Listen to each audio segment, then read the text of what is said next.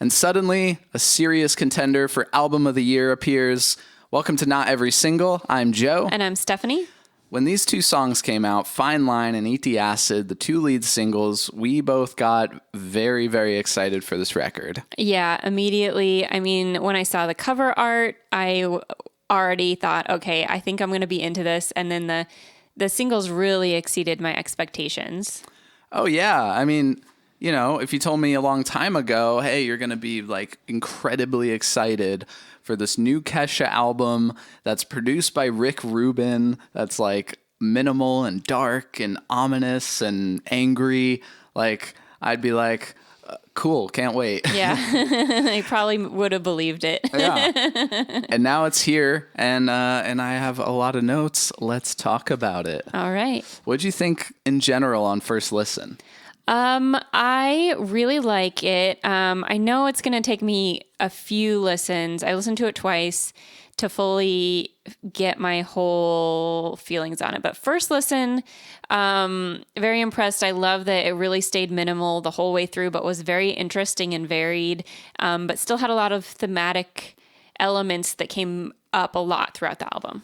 Yeah, I mean, I think that Kesha pulled off something that sounds very, very difficult, which is threading the needle between her legacy, her old style, the songs everyone knows, the image everyone knows, and what she's trying to do now. We see kind of the old style sort of pop up a little bit here and there on a couple tracks, and somehow it's just perfectly executed, I thought. Yeah.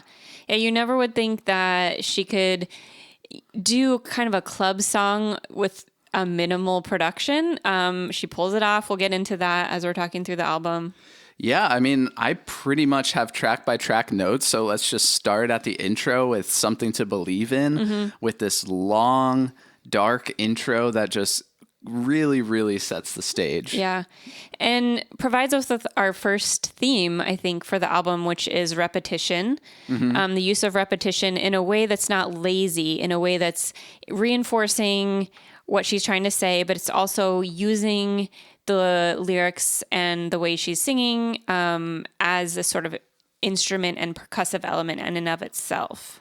Yeah, it's often using backing vocals to sort of hammer in a message over and over. And it's something that happens throughout the record.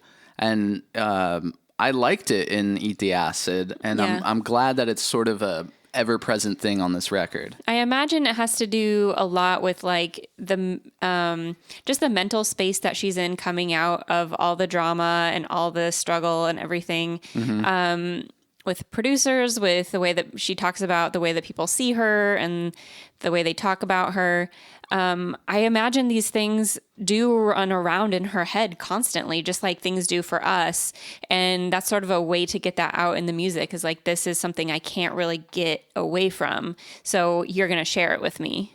That's interesting. I hadn't thought about it that way. Yeah. It's like, if it's a thought that's like going around in her mind, now it's sort of, especially in headphones, just like going around in our mind.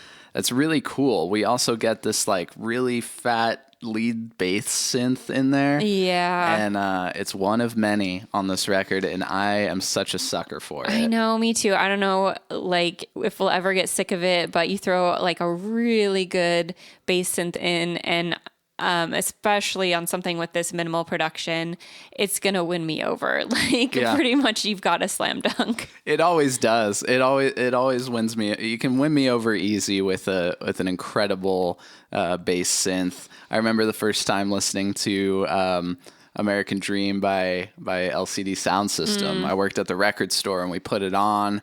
I'm just like doing inventory, and then that first like dong, and we like looked at each other. We're like, oh. Everyone was like immediately excited. The minimal production on this thing, you know, obviously I figured that most of this record would be minimal, and I'm glad that it is. And hearing that on Something to Believe In just got me so excited. It's like, yes, this is the album I think it's going to be. Right. But it still has surprises in store. Yeah, there are surprises here. There's things that you wouldn't think would work, and they do. So I want to talk about my favorite transition on the record, which is from track 1 to track 2. Now we've heard Eat the Acid, but at the end of Something to Believe in, having these like weird low octave, pitch down vocal things that are almost talking, some thoughts. And then it kind of goes right into Eat the Acid, almost as if that voice could be at the begining of Eat the Acid. I know. I kind of had to go back and be like, wait, is this on Eat the Acid? But it wasn't. Yeah, it's a perfect transition. It seems like it all goes together. It doesn't seem awkward at all. And those low vocals could feel very out of place, but they don't. Now, we already talked about Eat the Acid and Fine Line, so we're going to kind of breeze over them unless you have anything to add on that. I don't think so. Okay, so then we get to Living in My Head. Now, I'm really glad that this is not just acoustic, that there's more going on in the background. Because what did I always say about that Halsey song on If I Can't Have Love, I Want Power? Remember? Oh, is it Darlin' you're talking about? Yeah, Darlin' is this one, it's in the middle of this dark record that I feel very similar vibes from this Kesha album. And this song Darling is like this pretty acoustic song. It's good, but I wanted something going on in the background to sort of link it in with the rest, and I finally get that here. I mean, hard to disagree on Darlin', but fair point for you. Yeah, it's like this lush, cool reverb backing vocals that are like kind of swirling around in the background, sort of linking it into the rest of the record. Yeah. And then we get into Only Love Can Save Us, which is where we start to see a little bit of the old Kesha peek through.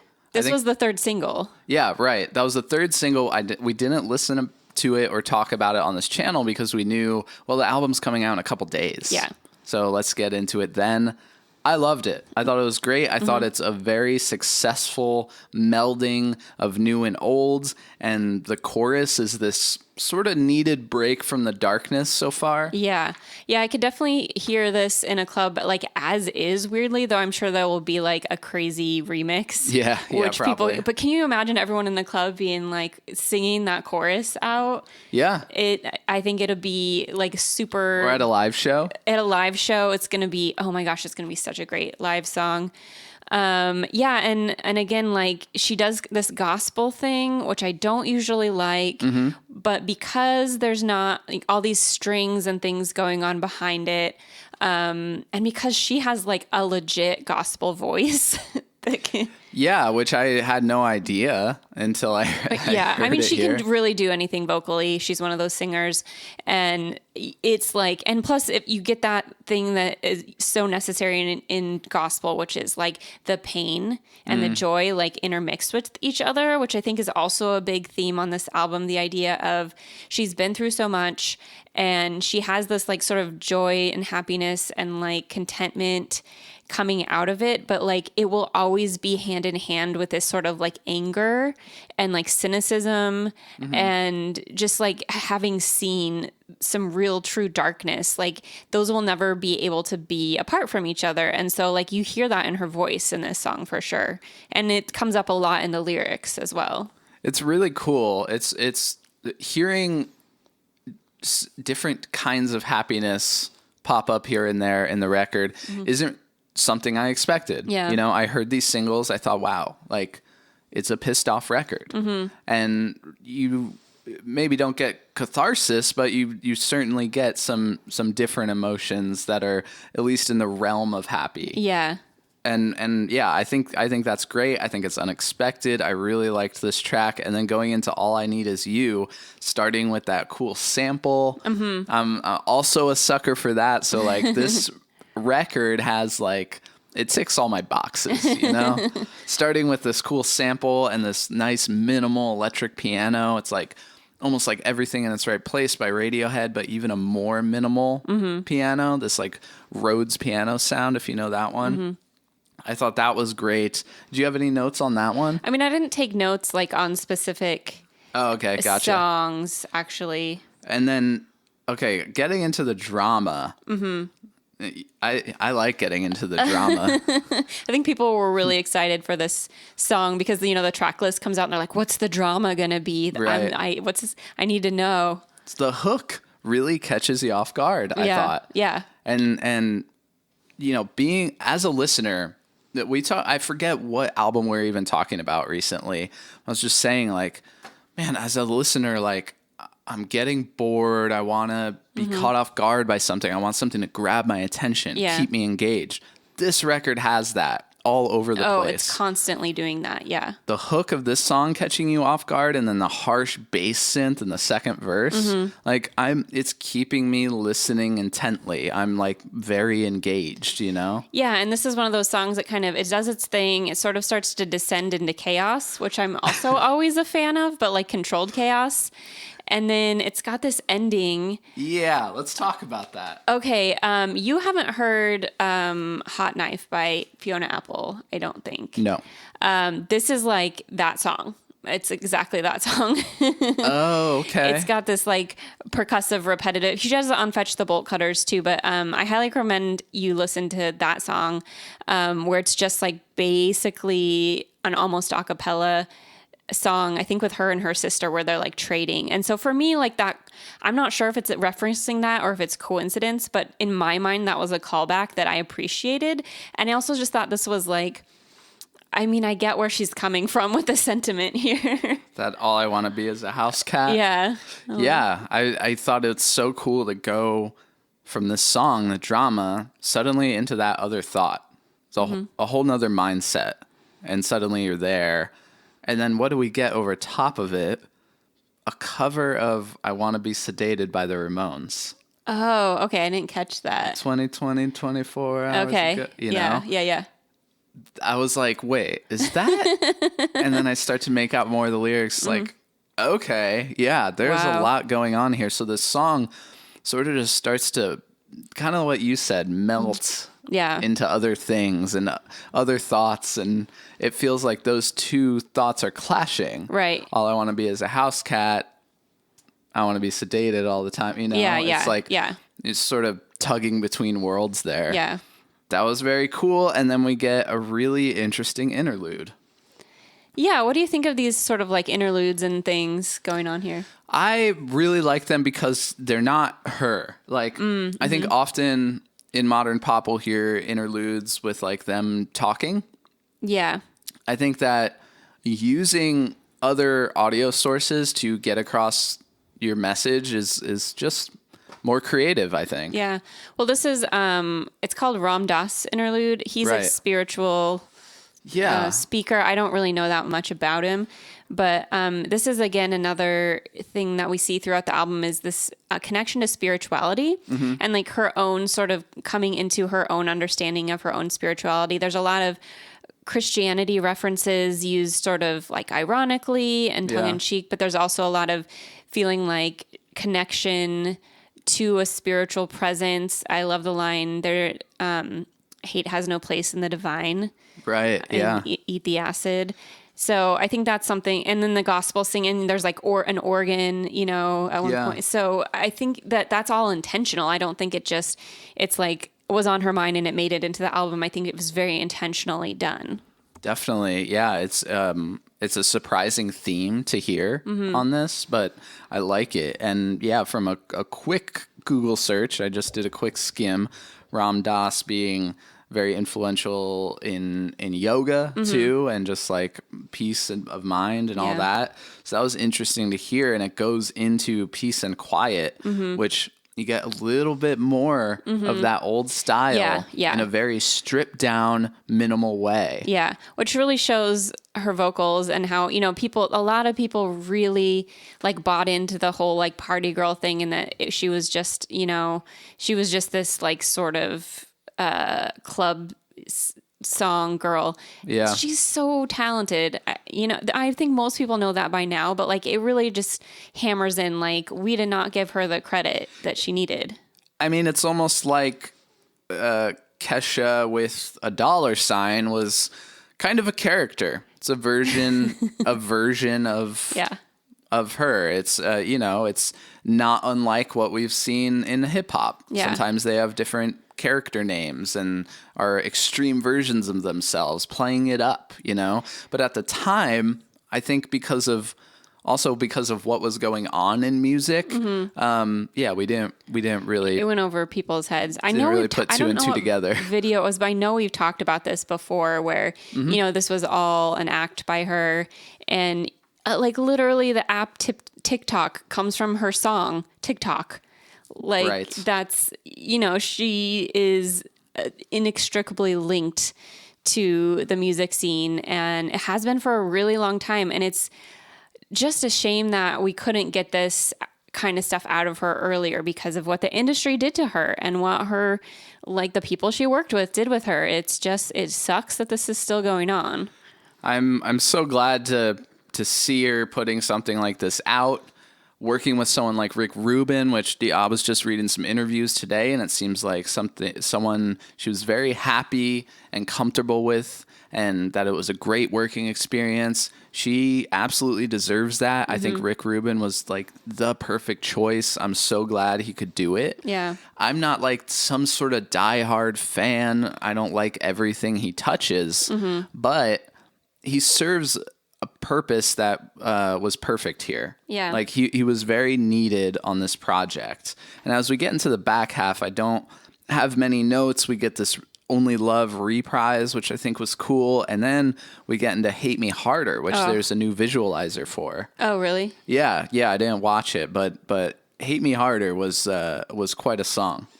It's really a good take on this sort of common theme in music of like, you hate me if you want, I'm good, you know. You know, like you can hate me, but like I got my own thing going on, Right? And it's a thing that is often done very superficially in pop songs, which is, you know, it's good. It can be fun and empowering to sing those songs, but I'm so impressed with her lyrics throughout this album, the way she digs into things. Sometimes the songs are very simple and the lyrics are very simple. Other times it's like deceptively simple, like this song about, you know, go ahead and hate me because I've been you know, there's nothing new. I don't have anything left to be surprised by. Like, Right. Okay, fine. You go ahead and hate me, and like, it really calls you out as a listener and like as a music fan in ways that like work so much better than just the straightforward, you know, like no haters songs, you know? And on a production standpoint, I was really impressed with the restraint here. Yeah. You know, the hook, the first time the hook comes around, it's alone. Mm-hmm. It's like vocals and a pad. Yeah. Yeah. And then the rest comes in. Now, this kind of chorus and this kind of song overall, I can hear what it could have been because I think that kind of hook, it really could have been one of those like big, massive pop songs like Wrecking Ball, like Chandelier, can have this big, boom, cathartic chorus. Yeah. And with the heavy synths and the big uplifting, you know? Yeah. I can hear how it could easily sound like that. Yeah. But obviously that's not right for this record, so they just didn't. They kept it nice and stripped down. Almost every song, if not every song on this album, has a mainstream pop version that could be massive. Yeah. And to kind of eschew that and say like, kind of be like, there's probably a lot of people who aren't going to get this or aren't going to want this. But there's people like me who need it. And I need this. I need to express myself in this way. It's huge. It's huge. I respect it so much. I am really curious what the future holds for Kesha. I have, you know, what I'd like to see, which is like, I was reading some comments on the Pophead subreddit that I agreed with. Like, you know, maybe she goes on to like an indie record label from here and explores more and this and that. Or maybe she does this, maybe she does that. I just hope she keeps creating in a very comfortable, happy space. And this is definitely up for album of the year.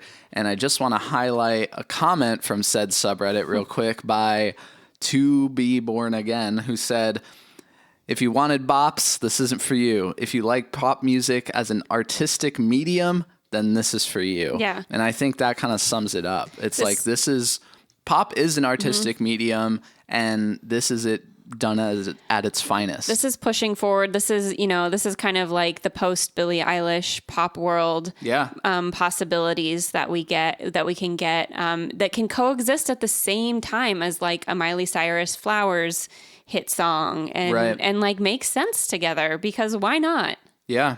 Looking forward to what she does next. What are your thoughts on this record?